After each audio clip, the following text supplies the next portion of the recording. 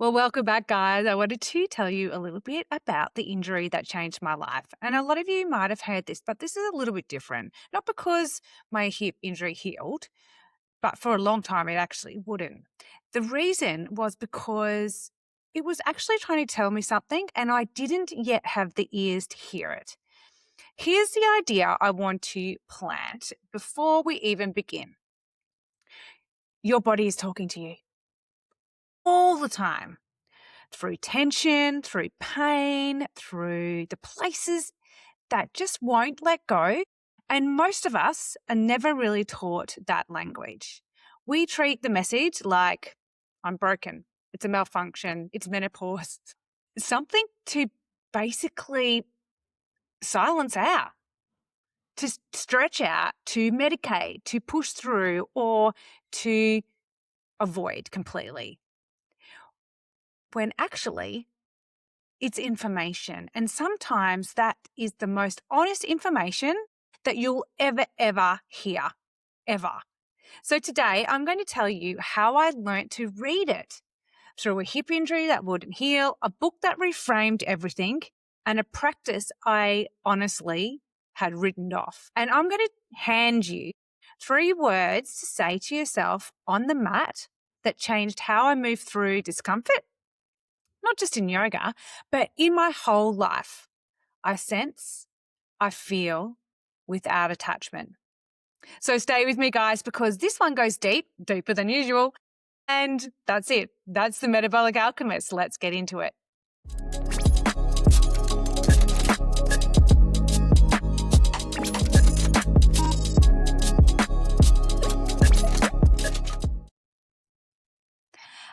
Now, let me be clear about something first, because I hear my own philosophy quoted back to me only half right all the time. Everything in my body runs on a rhythm of opposites. Effort and recovery, on and off. The old traditions, they used to call it yin and yang. And my method, my whole system that I pulled together was always designed to be both of those. The yang, the short, heavy, intense strength workouts that builds and protects you. And then the yin, the deliberate down regulation, the rest, the nervous system recovery. 2 halves of one system. That was never optional, by the way, guys. That was actually by design. Here's what's happening. Everyone grabs the yang. I know, it's the easy one. I know. It's loud, it's measurable. It feels like you're doing something, and then everyone quietly leaves the yin on the shelf. You know who you are. The ones that say that you're doing metabolic exercise, but they're not really doing the yoga, the rest, the stillness, the recovery. Because I know you. You're the type A person. That was me. Because it feels like nothing when you do that. Like slacking off, like it's the soft option, or it's not needed option. Right? And I understand the pull because I'm a workaholic who finds stillness almost physically painful. It was the last thing that I wanted to do, to be honest. And for years, I was living in yang. More training, more output, more push, more grind, more pain. Did I say more push? I had built rest into my method for everyone else, but I was practically never practicing it myself. This is before the hip injury, right? And then the hip injury came and my body sent me the actual invoice. And I did what I always did. I set about fixing it. I'm a fixer. I'm a healer. I threw everything at it and it would not resolve. And you know this because I've told you this story before. It just stayed nagging, niggling, painful, limiting, refusing to basically be solved. Sounds like your children, doesn't it? My hip injury was my child that I never knew I had.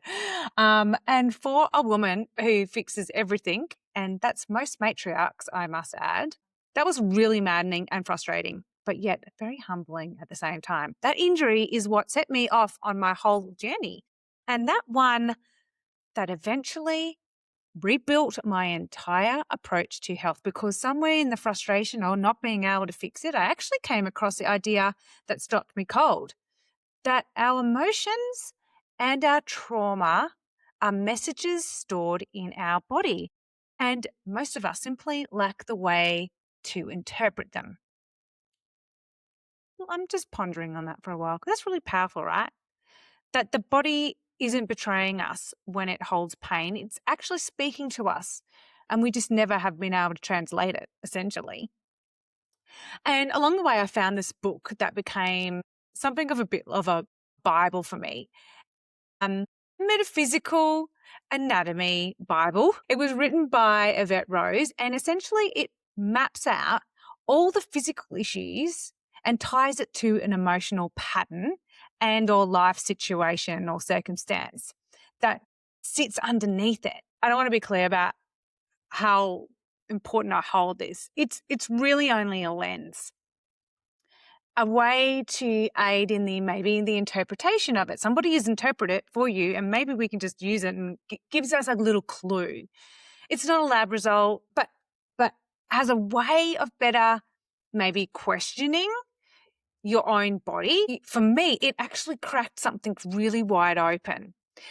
This is how it kind of works. You take knee problems as an example. And in the book, in that framework, knee problems tie back to a fear of moving forward, of making big changes, of what people might think if you actually follow your own beliefs and values, a fear of stepping into more influential roles, a sense of being maybe pushed down or controlled by a dominant feminine figure. Now, you read that, and whether or not you believe it, you have to admit it kind of makes you look, doesn't it? So if anyone's got a knee problem out there, does that resonate with you? Maybe let that sit for a bit. So, of course, I looked up hips, and surprise, surprise, hips are about balance, about moving forward, about being more flexible, not just in your hamstrings, but in your life, in your relationships, in how rigidly you're holding your direction. And I sat with that. A woman who was all yang, no yin at the time, all push, no rest, utterly out of balance in my life, and physically stuck in the exact part of the body that governs balance and moving forward. You literally could not script that better. It just was like, shit, that's me. Now, here's where yoga came into this whole thing. In practice, I'd honestly dismissed it as, a consolation prize, to be honest. And that's how I started it off. I've got to do this. And I approach it like all yang. But actually what yoga brought me to was the balance. And I'd lost all of that from being too much focused on the exercise. My results were to push myself harder to lose the weight. But in my yang mind, I just was all on the black and not on the white or the red, whatever. If you play roulette, you know what I mean. That was my first gift, and it was practical. It was the yin my all yang life basically was screaming for. And then it did something else that I didn't really expect. And this is the whole point of this podcast today. It taught me to release, to sit with the feeling of discomfort, and fittingly, with the feeling of my own inflexibility, not to just fix it, not to force it, just to be with it. And in that stillness, it slowly opened me up to moving in a completely new direction. It was ridiculously amazing for me. Looking back now, I can see it clearly. That injury was really the catalyst. The whole thing, the pain, the frustration, the not being able to fix it, was the doorway. It was the message. And coming out the other side of it, it didn't just recover a hip. I moved into more balance than I'd ever really had. The injury took me somewhere I would never, ever have chosen to go on my own. And this is the part I find genuinely beautiful. Yoga is what helped me feel into that message intuitively, and it quietened me down enough to actually hear it. I walked down a path I'd never have found really without my own thinking mind. My mind goes 100 miles an hour. And if that's similar to how your mind operates, you will know that yoga or meditation or sitting in silence is just absolutely impossible, because a thinking mind is one that never gets you from an overtrained place in the first place. Does that make sense? I had to learn to trust my intuition, basically. And ultimately, that intuition led me down the path, the right way. And that's what yoga really is. It's a doorway into something possibly very extraordinary and powerful that most people never really walk through. And even if you are doing yoga now, rolling your mat out several times a week, you may be just doing the shapes, but not really actually stepping through the door. So today I want to hand you the key to that door. So firstly, how does the body hold onto a message? I want to talk about the physiology of it first. Let's get physical for a moment. Let's get physical. Now, I digress. There is a web running through your entire body, under the skin, wrapping every muscle and organ, connecting all of it. It's called a fascia. And we used to think this is like just packaging, really, but it's not. Fascia is one of the most richest sensory organs, that's a hard word, that we own. And it's laced with nerve endings, and it's in constant conversation with your brain. You stimulate the fascia, like by squeezing it, tapping it, punching it, rolling it, releasing it, massaging it, and you are quite literally sending a message to the brain. And a huge number of those messages are about one thing: safety, basically survival. Now, under stress, your fascia and muscle, they tighten and harden fast. Boom. Brilliant. As a one-off, scenario, that's great. The body's doing its job. Brace. But live braced for months, for years, for decades, through grief, pressure, perimenopause, being a mother, like life, and the tissue actually just stops letting go. It just stays like that. It holds the pattern. It holds the brace position like the plane is about to drop out of the sky, and that becomes your baseline. You are living in the brace position, everyone. That stress response, that switch on brace position, it never gets switched off, ever. So you're in this clenched jaw, locked muscles, and rigid body that won't heal. So everyone who's thinking, knowing my shoulders are sore, my hips are tight, my hamstrings are locked, like that is the braced position. So that's what people mean when they say my body is keeping score. It's basically telling you all the areas. It's telling you a message. And you don't actually need a capital T catastrophic injury to qualify for the brace position. The message isn't only what happened to you, it's what happened inside you and never completed. But here's the empowering turn, and it's the whole reason we practice, basically. The body isn't only where you store the message, it's where you read it, and it's where you finally release it. It's everything. So now when I learned this, it all kind of came together. I don't know. I finally understood it, I guess, in a way. How two ancient traditions born on the opposite sides of the mountain range said exactly the same thing. Chinese medicine says life force, moves through you, and they call it qi. It flows through channels, and we call them meridians, like water through a garden hose. Flowing freely, you feel well. If it's stagnant or blocked by stress, motion, by pain, and you get heaviness, stiffness, and feeling stuck. Not quite right? You walk over to, India, yogi land, and yogic tradition says a life force moves through you, and they call it prana. And it flows through channels similar to meridians, but many more of them. They're called nadis. Flowing, you're vital, blocked, you're not. Essentially, same insight, different word. Qi is prana, and prana is qi. The Chinese art of moving it and the yogic art of breathing it, qigong, pranayama. They're basically cousins. 2 maps, 1 territory, you. Now, here's my own interpretation, the one I've come to after all of this. So take it as my lens, not gospel. Chi, prana, that's the message.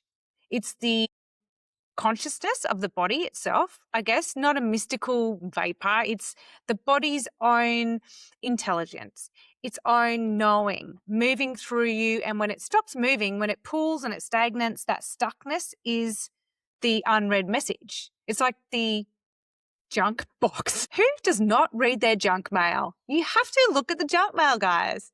The thing that you haven't yet felt, faced, or read, or let move through. So when you settle into a long held yoga shape and place that nice, gentle, sustained pressure along one of those channels and then release, that energy floods straight back through like water, like a hose. If you pinch it and then you let it go, it just flows. The Chinese call it qi flushing. You don't need to lengthen a hamstring. You need to clear the channel. You need to let your body's consciousness move through there again. And because that stuck tissue was holding emotion, sometimes when the fascia finally lets go through this practice, the feeling lets go with it. So a wave of sadness might occur with a hip opener, or you might start crying if you are folded forward out of nowhere. That actually happened to me in a class once. If that ever happens to you, then that is not a malfunction. You are not broken. That is the whole point. That is the message finally moving through you. You're not falling apart on the yoga floor. You're letting go of something you've carried for far too long. And the whole point is to let go, right? The point of yoga was never to stretch. The point is to move this, to read the message, to let the body's consciousness flow. I'm so glad that somebody told me that's what yoga was all about. So how do you actually do that? How do you actually read the message without getting hijacked by it? This is the key now that I promised you, ladies. 3 words.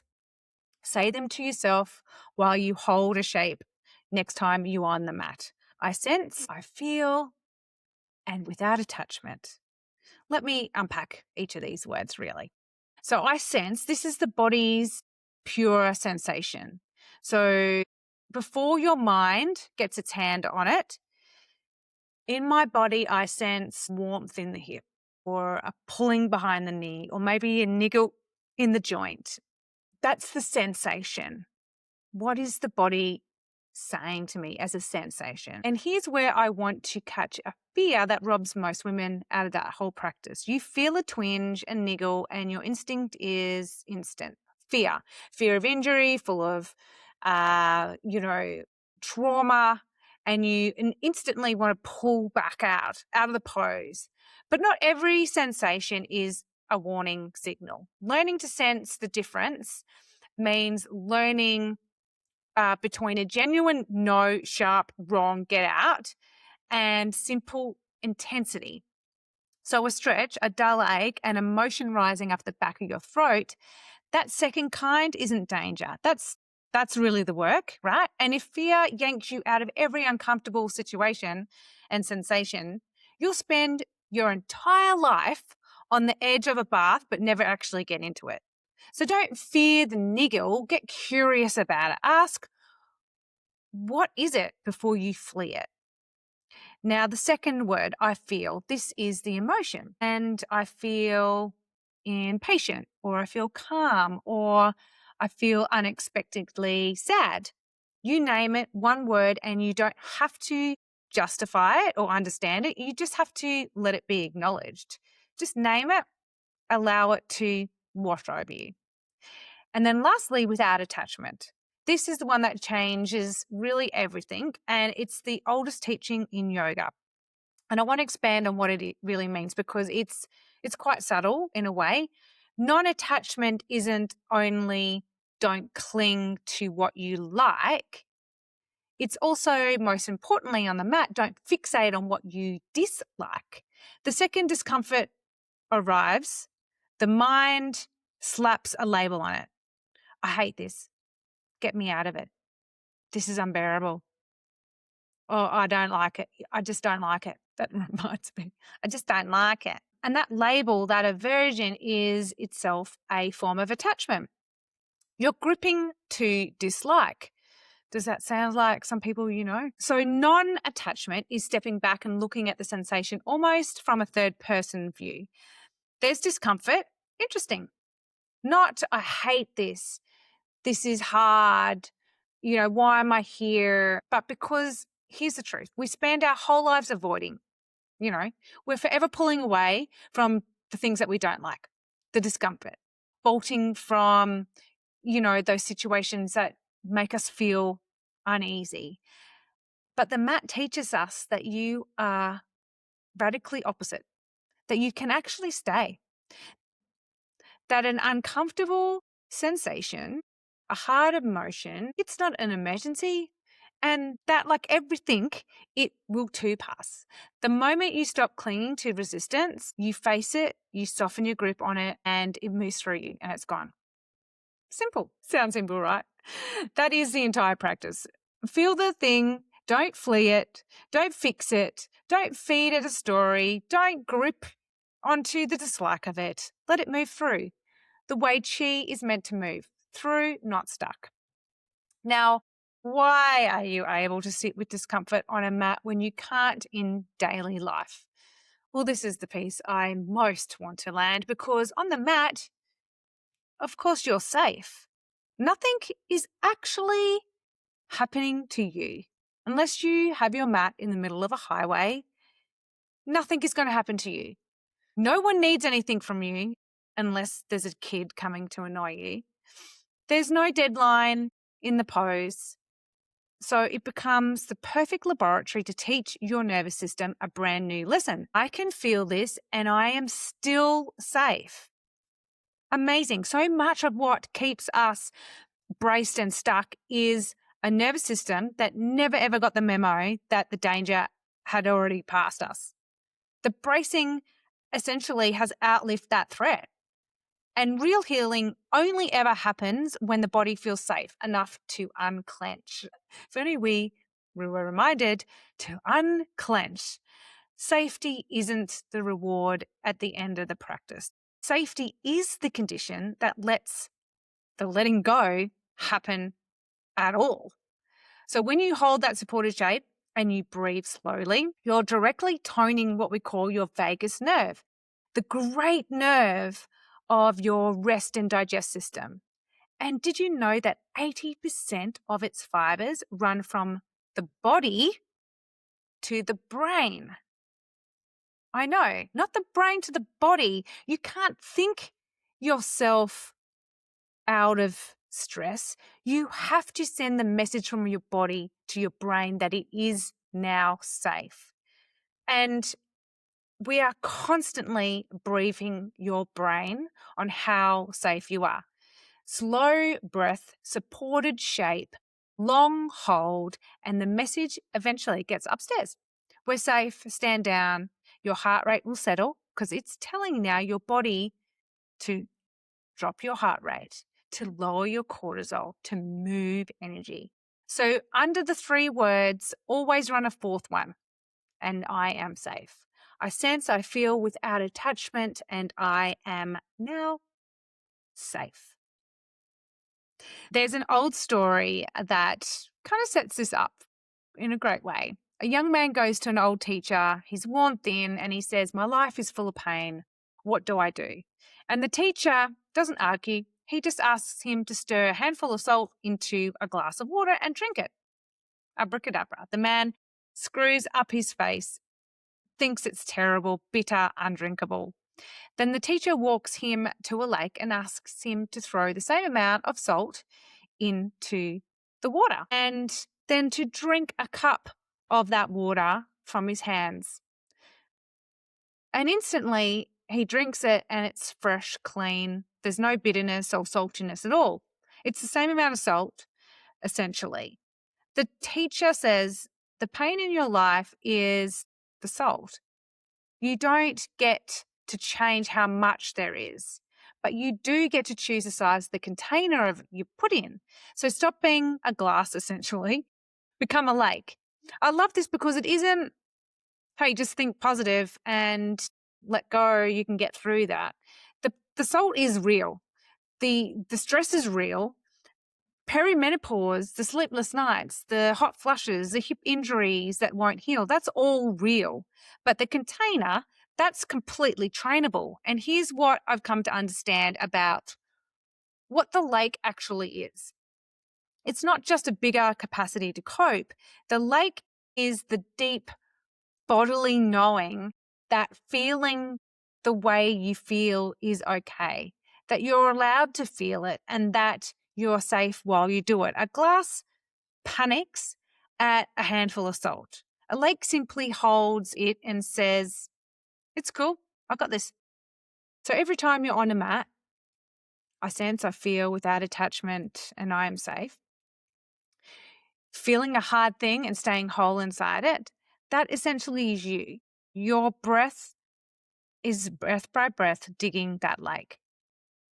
All right, let's make it usable because women bounce off yoga the moment they feel like they're doing it wrong and they're not flexible. So here's the instruction manual. What to do. Find your edge, not your ego. In a long hold practice, you're looking for your edge. So picture running a bath. Plunge into scalding water and you're going to burn yourself. That's forcing too deep, too fast. Hover at the side of the bath and you're never going to get in and you miss the entire point altogether. Nothing softens, nothing moves. The skill is the middle, lowering tiptoe by tiptoe in slowly and letting the body acclimate, then ease a fraction deeper and then acclimate again. Your edge is where you feel the clear, breathable sensation and can still breathe slow and steady through your nose. Gripping, holding your breath, face too hard, it hurts too far, back off. That's not failure, that is the skill. So you have two permissions before you start. One, once the body opens, you may go a little bit deeper. Two, the one that most women forget, if anything heads towards genuine injury, you have the full permission to pull back out of it, all the way out of it. Both are correct. There's no wrong in there. And there's no prize in suffering. So what you need to feel is run the words. I sense, I feel without attachment. I am safe. Name the sensation. Don't fear the niggle. Be curious. Name the feeling. Don't grip your dislike of it. Every time your mind grabs a story, like, I hate this, you gently set that feeling down and then you come back to your body. That's the rep.